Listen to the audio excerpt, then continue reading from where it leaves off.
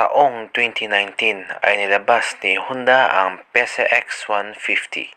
After 2 years ay ginulat ni Honda ang mga tao sa bagong labas na PCX 160. Ito na ba ang tatapos kay NMAX? Wala na. Finish na.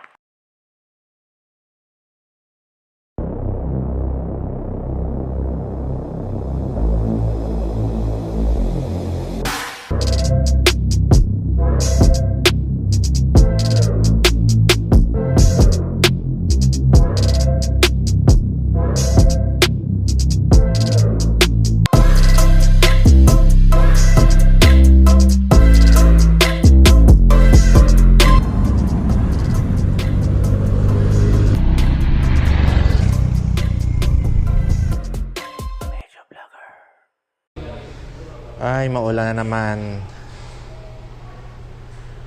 Yan. So, what's up mga megs? Meg Rivs here, yung medyo vlogger. So, ngayon mga megs, no, ay maulan ngayon. Kaya, ngayon ay nandito po tayo sa loob ng Honda Do Exam Panglao dito po sa Island o Bohol. Dahil ngayong araw ito mga megs ay may share po ako sa inyo na isang motorcycle na nilabas ni Honda ngayong 2021. Plano ko kasi na kumuha ng motor na ADV 150. Siyempre, yung bagong labas ngayong 2021, yung kulay puti po. Kaso mga mix, no, napaisip na naman po ako dahil pagdating po kasi sa price-wise, ay parang mas lamang ang motorcycle na ito. Plus mga megs, kompleto recados na rin po yung mga specs nito. At siyempre, hindi na rin po mawawala yung features nito. Plus mga megs, mas mataas po yung displacement nito kumpara po kay ADV. At syempre nakikita nyo na po sa title na rin kung ano pong klaseng motor yan. Kaya ako yung nalilito mga megs kung ano po ba na motorcycle yung swak na swak at bagay po sa akin. Kaya kailangan ko rin yung tulong nyo mga megs. Kaya tara mga megs, ipapasilip sa inyo kung ano yung isang motor na nagpapasakit ng aking ulo. Tara! So mga megs, no, I introduce PCX 160 CBS variants, or ito po yung combi brake variants nila. At ito rin po yung ADV na yung gustong-gusto natin. Kaso mga megs, kita nyo naman, kumakaway din po itong si PCX, hindi rin po talaga magpapahuli. Actually mga megs, no, yung kanilang PCX na nilabas ni Honda ngayong 2021 ay dalawang variants po ito. Mayroon pong ABS at mayroon pong non-ABS. Ito po yung CBS, so combi brake siya. So yung ibig sabihin ng mga megs ng combi brake na kapag nag-brake ka sa likuran mo ng 70% ay may sasama po na front brake dito na 20%. So yun po yung combi brake. Actually mga megs, no, para sa akin yung combi brake na system ay parang swak na rin po sa akin. Hindi naman po ako naghanap ng mga ABS kasi ako may hingat naman po ako nag-drive ng mga motorcycle natin.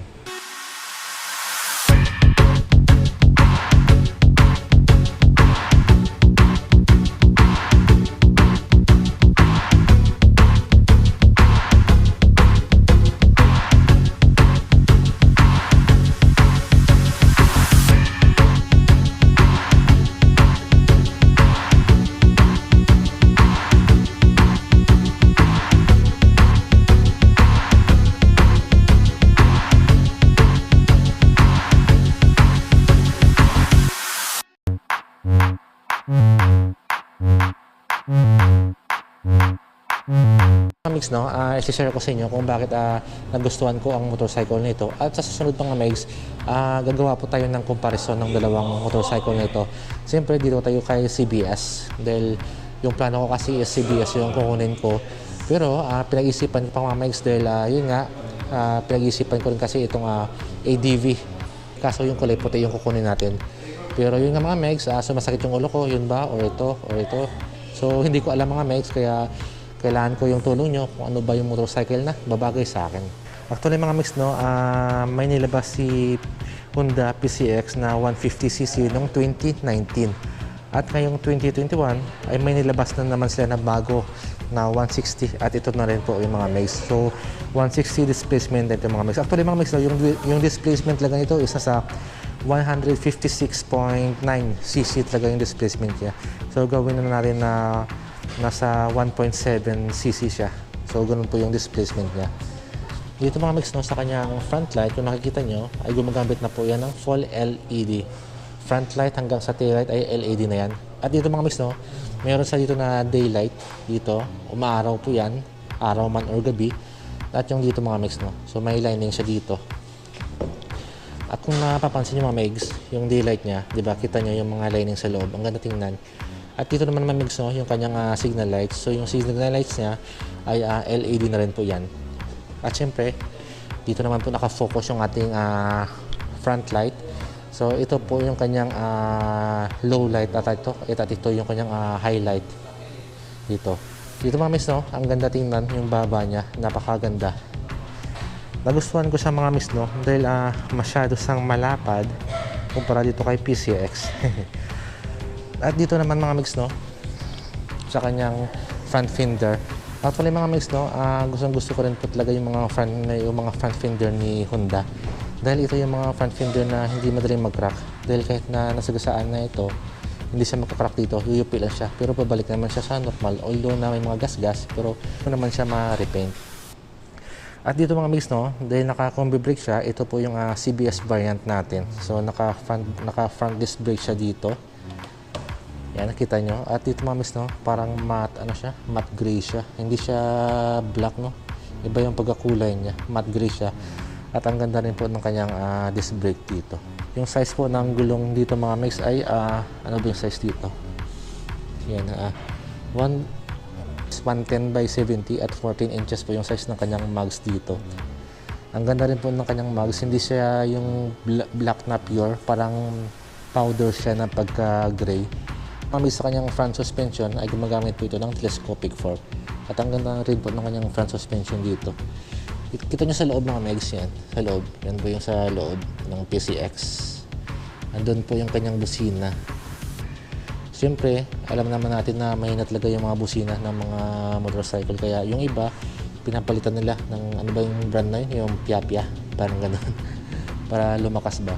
At ito mga miso, sa gilid ni PCX, ang ganda ng lining dito. Kita nyo, napakaswabe. Actually mga mix, no, kapag tinignan mo yung PCX, ito yung mga PCX na bagay sa mga loyal na tao. Yung EDV kasi may pagka bad boy siya, yung forma niya. May pagka bad boy siya. Tingnan nyo. Ito naman, parang may pagka loyal. Kaya hindi pwede sa motorcycle na ito yung mga fuckboy. Di ba mga megs? At ito mga megs, no, ang ganda rin po dito. Yung kanyang windshield dito, ang ganda rin tingnan. Kaso nga lang mga megs, sabi nila, may nakikita ko ng mga comment na madali daw magasgas ito. Yung iba mga megs na pinapalagyan nila ng decals dito, yung iba yung mga design na carbon, parang ganoon siya para at least mas umangas pa yung kanyang kulay. At syempre para iwas gas-gas na rin siya. Dito mami sa kanyang tail light, kita nyo. So LED na yung mga megs. Ang ganda ng paggagawa ng kanyang tail light dito. So ang ganda ng forma niya mga megs, no. Ito yung mga scooter na parang semi-social. At kita nyo mga megs, no, bumagay rin po yung kanyang grab bar dito. Ang ganda rin po ng kanyang grab bar. Parang hindi mo mahalata na grab bar siya. Parang dinesign talaga siya. Ganda. At sa kanyang rear fender mga megs, malapad siya mga megs. Kita nyo kanyang rear fender, malapad siya. Kasing lapad ng daliri ko. Kaya ang kinagandahan dyan ng mga megs, iwas putik siya. So hindi kawawa po yung BR natin. Dito po kaya PCX 160 ay meron po itong ESP Plus or Enhanced Smart Power. Kagaya rin po ito mga megs kaya Honda Click na kapag pinaandar mo yung motorcycle na ito ay wala po kayong maririnig na sound na parang ganun. Di ba sa mga mix, pag nagpaandar tayo ng motor, pag nag-start tayo ay maririnig kayo na parang umiingay. So ito mga mix, wala siya, tahimik talaga to. Kaya naman yung iba mga mix na mga driver or mga rider ay pinapalitan nila ng muffler. Dahil nga masyadong tahimik yung mga motor ni Honda ngayong nilabas na 2020 at 2021. At ito naman mga mix yung kanyang muffler. So, ang ganda ng kanyang muffler dito. Makapal din siya mga mex na plastic. At syempre yung muffler niya, ang laki ng kanyang muffler mga mix, no, malaki siya kaya bumagay din po talaga sa laki ng motorcycle na ito. Syempre yung muffler niya matte black siya at dito silver. Sa loob mga mix, no, meron siyang tire hugger sa loob. Di mo na kailangan pa na bubili ng mga aftermarket para at least iwas putik siya doon sa loob, hindi pasokin ng dumi yung sa loob ng mga makina natin. This motorcycle is powered by liquid cooled. Naka-liquid cooled na siya mga megs. Ang kinagandahan kay liquid cooled kapag nag-long ride ka ay wala ka nang takot na in long ride siya kasi liquid cooled na po siya. At sa dito mga megs, sa kanyang rear brake ay naka-disc brake na ito. Actually mga megs, no, yung unang nilabas ni Honda na PCX 150 ay naka-drum brake po yun. Kaya ito mga megs, no, sa price nito mga megs na 116,500 naka-disc brake na, kaya di ba mga megs, mapapaisip ka rin talaga kung sino yung pipiliin mo, PCX or Honda ADV, di ba? Siguro doon na lang tayo sa price wise mga megs, di ba? Kahit na sabihin natin na hindi siya ABS, meron namang variants na ABS. Actually mga megs, yung ABS, yung cash price noon is 133,000, pero ito 116. So parang di ba, yung kaya ng bulsa, yun yung hinahanap natin practical na lang po. Tsaka sa forma mga megs, same naman sila same naman, hindi naman nagkalayo sa features, kunti lang naman, di ba? At yung size naman ng gulong dito sa likuran mga megs, no, is 130 by 70, 13 inches po yung size ng kanyang mouse dito. Hindi po sila same ng mags sa harapan kasi sa front tire natin is 14 inches yung mags at dito sa rear tire is 13 inches yung mags at malaki po yung kanyang gulong dito mga megs, so makapal siya. Siyempre mga megs, tubeless na po ito. Mga megs, no, nagustuhan ko rin po dito is yung apakaan para sa OBR natin, di ba? Ang ganda. Hindi mo mahalata mga megs na meron palang apakan dito dahil nga yung design niya, kita nyo yung pagka-design niya, kasi yung apakan niya mga megs, no, parang design niya siya, no, hindi mo halata doon na meron talaga siyang apakan. Siguro ito may chrome, plastic, tsaka plastic yan. Ito to. So, umano siya, no? Tumutunog siya. Ganda. Kita yung upuan mga megs, no? Ito rin po yung mga upuan na hindi siya madali. Kita mo yung mga stitches niya. Ito yung mga upuan talaga na pinaghirapan. Ganda. At syempre mga megs, ito rin po yung mga upuan na hindi siya madulas. Sabi nila mga megs, no? Ito, yan. Nagalaw siya, no? Parang hindi siya masyadong mahigpit. Pero siguro kung mamags, no, ginawa mo naman po ito ng Honda dahil may mga naman yun, may mga dahilan, may mga reason. At dito iba naman po yung kulay niya. Ganda ng upuan niya mga mags, malapad siya kaya siguro na napaka-komportable ito ilong ride. At mamaya subukan natin na sakyan to. Mga mags, dito yung ating apakan para sa rider natin, or ito yung tinatawag natin na footrest. Ang ganda rin po ng kanyang footrest dito. Meron siyang parang goma dito. Ganda. Ang ganda ng lining dito mga mags. At dito mga mags yung tangke natin. At dito naman mga mags, ito naman yung ating side pocket. Push mo lang. Yan. So sa loob mga mags, andun na po yung 12 volts na charger port. Hindi mo na kailangan pa na bumili ng adapter mga mags dahil ito automatic ito mga mags na sastak mo lang yung cable mo.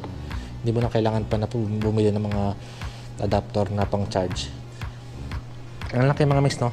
So yun, kasya yung daliri natin. Pero malaki ito mga mags dahil yung isang cellphone pwede dito kasya.